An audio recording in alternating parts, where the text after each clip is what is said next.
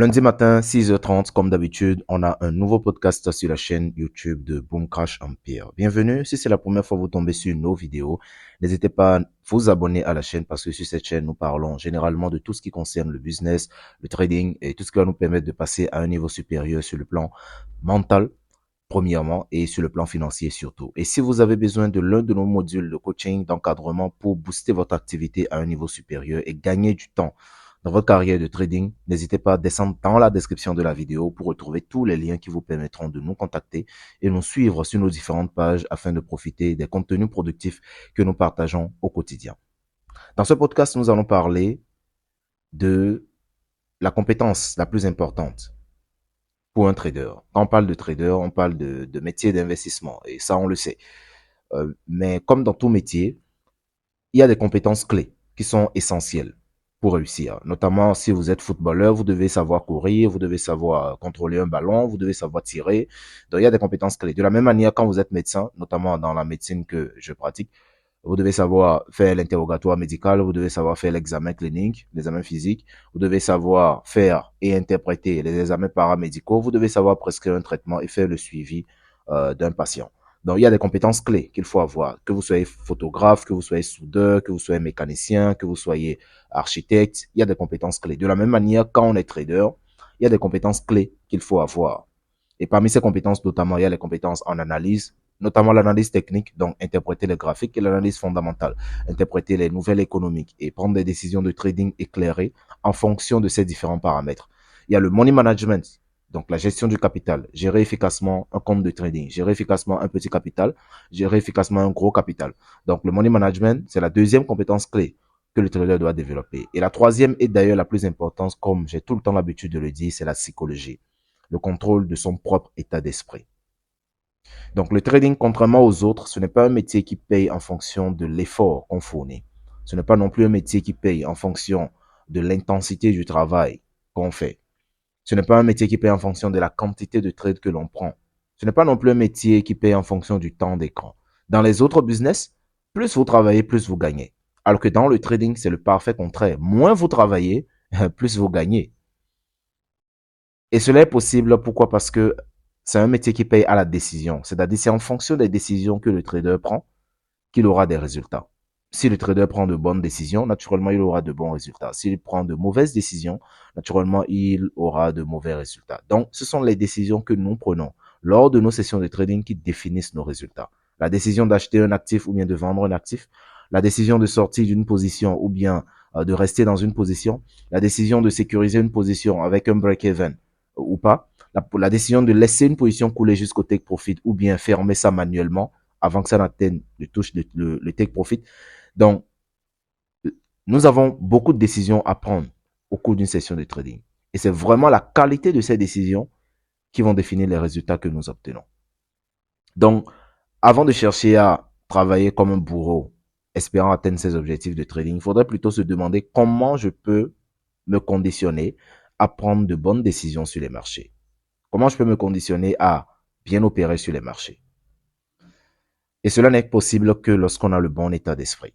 L'état d'esprit représente 80% du métier de trader. Et comme je l'expliquais à l'un de mes étudiants hier, si la stratégie seule suffisait pour tirer son épingle du jeu, il y aurait beaucoup plus de traders rentables parce qu'il y a beaucoup de traders qui tradent avec de bonnes stratégies, mais qui peinent à avoir de bons résultats. Pourquoi? Parce que l'état d'esprit n'y est pas.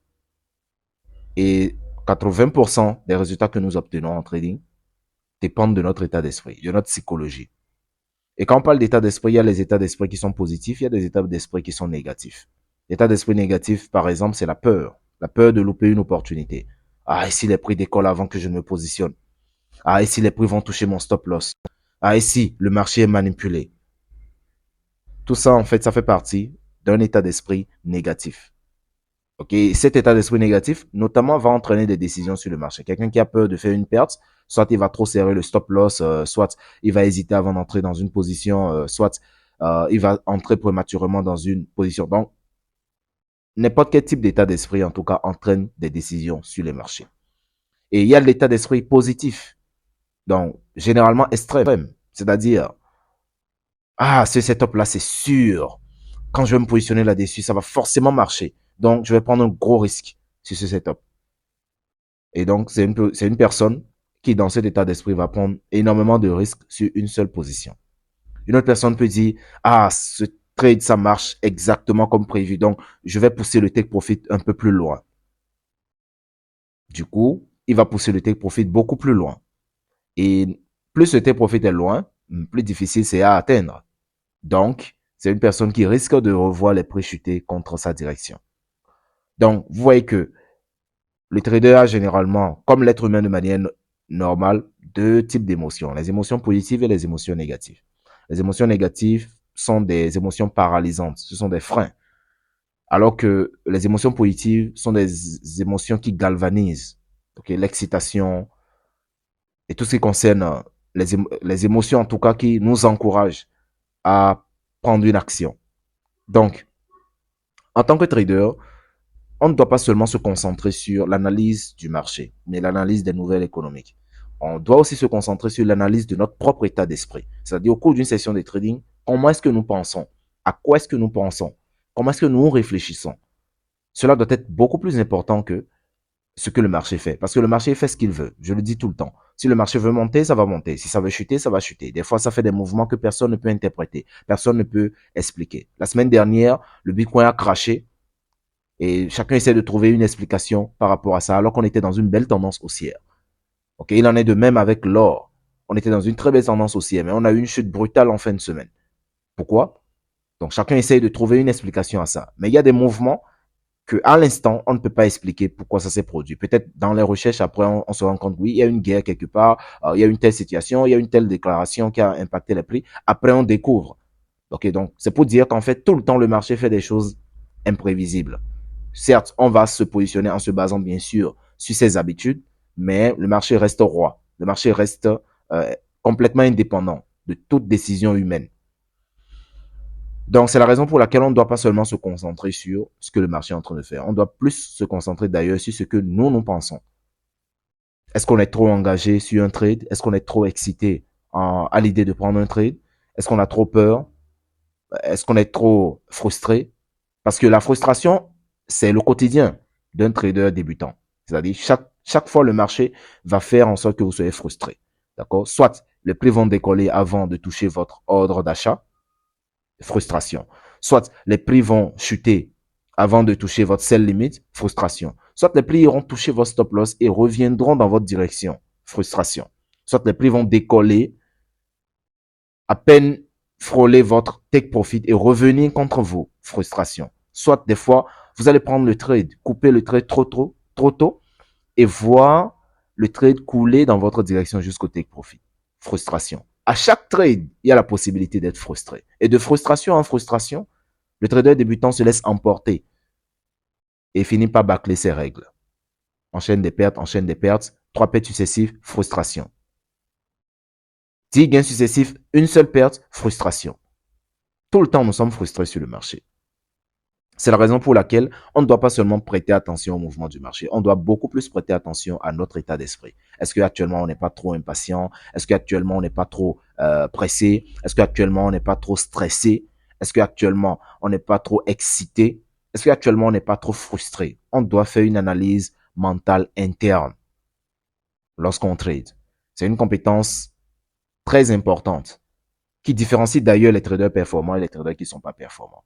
En anglais, ça s'appelle le self-awareness, le fait de faire attention à soi-même, à son propre état d'esprit, vis-à-vis des caprices du marché. Et c'est ça qui permet de rester posé. Et une fois qu'on est posé, on prend des décisions optimales. Parce que la plupart des pires décisions que nous prenons dans nos vies sont des décisions purement émotionnelles. Les décisions que nous prenons et que nous regrettons plus tard sont des décisions émotionnelles. Il est rare de prendre une décision rationnelle et de le regretter. Ça peut arriver. Mais la plupart du temps, les décisions que nous regrettons sont des décisions émotionnelles.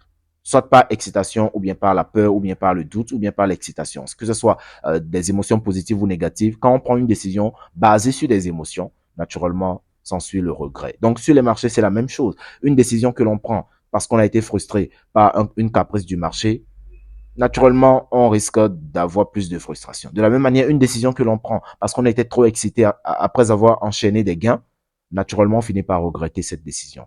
Donc, à chaque instant, il faut prêter attention à son état d'esprit, à notre état d'esprit, à quoi nous pensons, qu'est-ce que nous disons. Est-ce que quand un trader en gain, on a peur? Est-ce que quand un trader est en perte, on est en mode espoir que ça revienne dans notre direction? À quoi est-ce que nous pensons pendant que nous tradons? C'est surtout ça qui différencie les traders qui s'en sortent et les autres. Donc, rappelez-vous que le trading, c'est un métier dans lequel 95% sont perdants. C'est-à-dire, c'est un métier qui récompense uniquement les meilleurs. Ceux qui ne font pas les choses dans l'à peu près. Ceux qui ne laissent aucun détail leur échapper. Et parmi ces détails, il y a les détails du marché, il y a les détails économiques, il y a aussi les détails de leur propre état d'esprit. Rien ne leur échappe. Donc, si vous souhaitez tirer votre épingle du jeu dans ce métier, vous devez être prêt à faire partie des meilleurs. Autrement, vous allez tâtonner pendant plusieurs années et finir par abandonner. C'était tout pour aujourd'hui. Espérons que vous avez appris quelque chose et surtout dans cette semaine, restez en alerte par rapport à votre propre état d'esprit, par rapport aux choses auxquelles vous pensez, par rapport à votre manière de penser pendant que vous tradez, par rapport à vos propres émotions, à votre propre excitation, à vos propres peurs. Soyez alerte et prêtez attention à ça. Ça vous permettra de les canaliser, de prendre le dessus, de les contrôler pour rester optimal sur les marchés. Donc, si vous souhaitez continuer la leçon, descendez dans la description pour retrouver les liens qui vous permettront de souscrire à nos différents programmes de coaching, d'apprendre nos stratégies, notre manière de faire, notre procédure d'intervention, notre système de travail pour booster votre résultat ou bien vos résultats dans votre activité de trading. En attendant, on se dit à lundi pour un nouveau podcast. Surtout, passez une excellente semaine.